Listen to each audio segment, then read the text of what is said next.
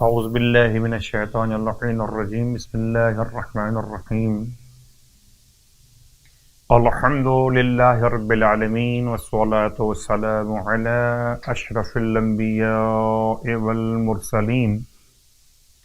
وعلی آلہ الطیبین الطاہرین واللعنۃ الدائمۃ علی اعدائہم اجمعین، اما بعد۔ ماہ مبارک شعبان المعظم، اس کے فضائل، اس کے اعمال کا مسلسل بیان آپ کی خدمت مقدس میں، اور یقیناً اللہ کے حبیب صلی اللہ علیہ وآلہ وسلم نے اس مہینے کو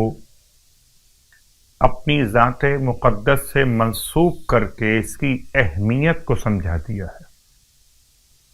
بس جس کی نگاہوں میں اہمیت ختمی مرتبت، اتنا ہی اس ماہ مبارک شعبان کی اہمیت یقیناً شب 11 شعبان، یعنی کہ شہزادے علی اکبر علیہ السلام کی آمد کی مناسبت سے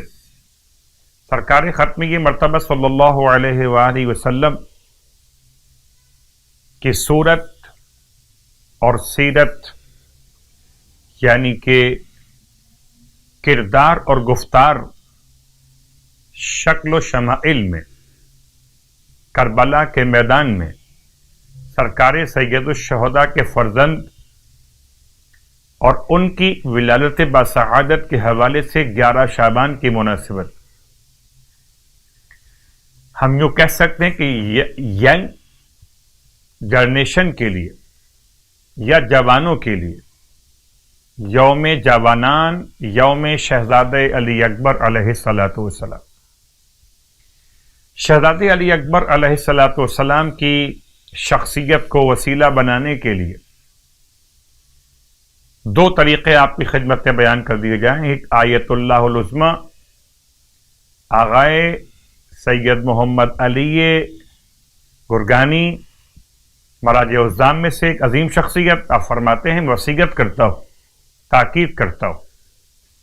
خاص طور سے کرونا وائرس کی وبا سے بچنے کے لیے کوئی بھی سورہ قرآن 3 دفعہ تلاوت کیا جائے شہزادے علی اکبر کی بارگاہ میں ہدیہ پیش کرنے کے لیے، اور اگر ممکن ہو تو 11 شعبان کو ایک مرتبہ تلاوت کیا جائے کسی بھی سورہ قرآن کو، تمام تر اہل اسلام، اہل ایمان کی سلامتی کی نیت کے ساتھ، اور ہدیہ پیش کیا جائے شہزادے کی روح مقدس کی بارگاہ میں، اور دوسری بار تلاوت کیا جائے اولاد کی طرف سے والدین کی سلامتی کے لیے، اور تیسری بار تلاوت کیا جائے والدین کی طرف سے اولاد کی سلامتی کے لیے، خاص طور سے وائرس اور وبا سے محفوظ رہنے کے لیے۔ کوئی بھی سورہ، مثلا سورہ یاسین، مثلا سورہ رحمان، یا مثلا سورہ والفجر، یا الگ الگ بھی ہو سکتا ہے کہ ایک مرتبہ سورہ یاسین، ایک مرتبہ رحمان، اور ایک مرتبہ سورہ والفجر۔ تو ایک دفعہ تمام اسلام کے ماننے والوں کے لیے، عالم اسلام، اہل ایمان کے لیے، ایک دفعہ اولاد پڑھے والدین کی سلامتی کے لیے، اور ایک دفعہ والدین پڑھیں اولاد کی سلامتی کے لیے۔ اب اس کے بعد اگلا مرحلہ شہزادے کی بارگاہ مقدس سے 72,000 مرتبہ درود کی منت، 72,000 ٹائمز درود کی تلاوت، اور شہزادے علی اکبر علیہ السلام کی بارگاہ مقدس میں ہدیہ پیش کرنا، خاص طور سے بیماروں کی شفا یابی کے لیے خاص مؤثر عمل۔ اگر خود تلاوت نہ کر سکے تو باقی افراد کو شامل کر سکتے ہیں تلاوت کے لیے، البتہ یہ احتیاط کیجئے کہ تمام باقی افراد نماز گزار ہوں، اور تاکید کے ساتھ 72,000 کے فیگر کو مکمل کریں، مکمل درود کی تلاوت کے ساتھ۔ اب آئیے ماہ شعبان کی 11ویں شب کی نماز اور اس کا ثواب۔ سرکار ختمی مرتبہ صلی اللہ علیہ وآلہ وسلم ارشاد فرماتے ہیں 11ویں شب کی نماز کو بیان کرتے ہوئے کہ اگر کوئی انسان 11ویں شب ماہ شعبان میں نماز انجام دے 8 رکعت نماز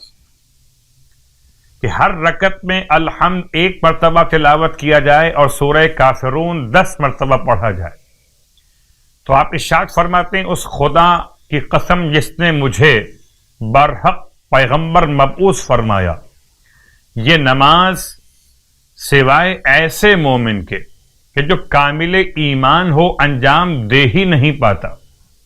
اور خداوند عالم اسے ہر ایک رکعت کے بدلے جنت کے باغات میں سے ایک باغ عنایت فرما دیتا ہے.